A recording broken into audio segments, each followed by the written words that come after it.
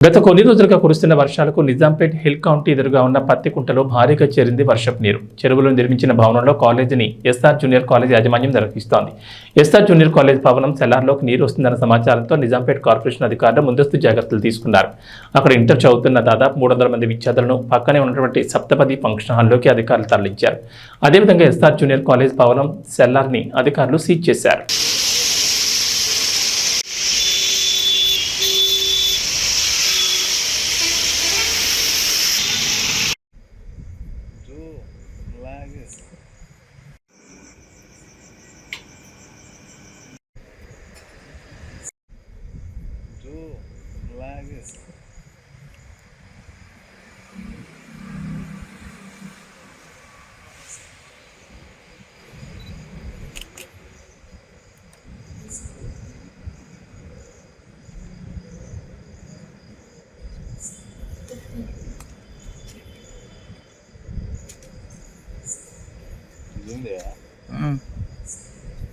Gitu kan aku